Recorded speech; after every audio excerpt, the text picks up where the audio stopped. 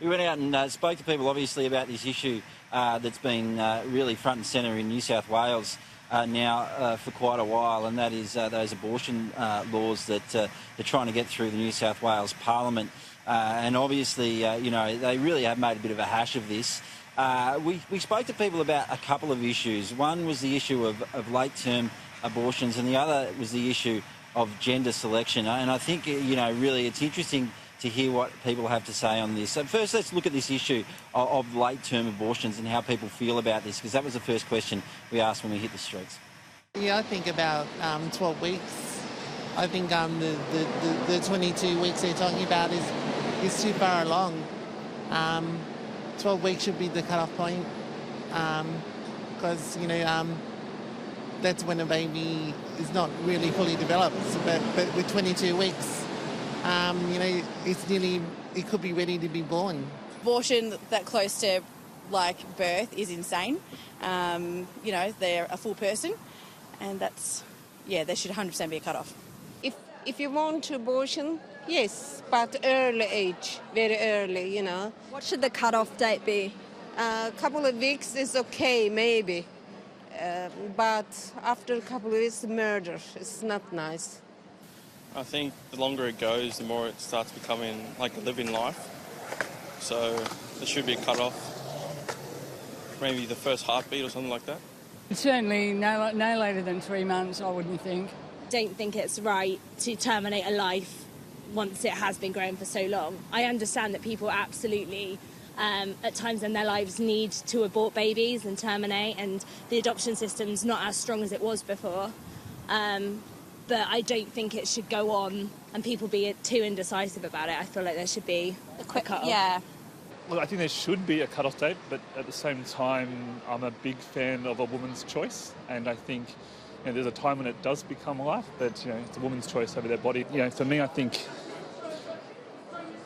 once it's taking away a life, so what's that, 9 weeks? Probably, 3 months. Yeah. 23 weeks, that's a human, isn't it? Peter, I think you see a range of views come across when people are asked about that question. But when it comes to the second question, I can tell you the verdict is unanimous. The second question, of course, is about whether people should be able to have gender selection abortions. Take a listen to what people had to say when we asked them about that. No way. No way. If it's your child, you need to be loving your child regardless of their gender. No, it should be illegal. You can't have a choice on gender. And people shouldn't put the doctors in a bad position where they get charged like that doctor in Victoria got in trouble for not doing it. It's just a child, doesn't matter what gender it is, so it shouldn't really matter what gender it is. No. No, definitely not. No. That's terrible. I didn't know people did that. I think it's interrupting the natural process a bit too much. I don't think that's on. I think that's terrible. You get what you get, that's it. Boy or girl, as long as it's healthy, that's it. We can't always have what we want. I think that's really obscene, that. No, I think, patricide or whatever it's called, definitely not. I think it's really sad what's happening in some countries around the world where you see a huge rate of female abortion, like female babies being aborted based on gender. No. Well, they're going to do it regardless because they could go in and it may be gender, but they may go in for another reason and not give the true reason. So it's going to be very difficult, and it is cultural, sadly. Oh, God, no. God, no.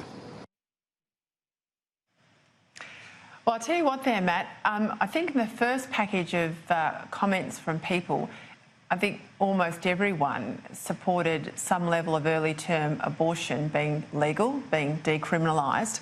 Most did not support late-term abortion. I think most of them were sort of around a 3-month cut-off, 12 weeks or so.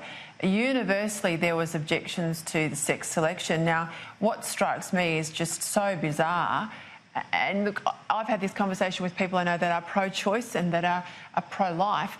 The issue is the Premier voted against an amendment which would have resolved this issue very cleanly, and I think probably negated some of the crisis she now finds her government in. easily when it was in the Parliament just recently. So I think this is the problem the government's got. This has got out of hand.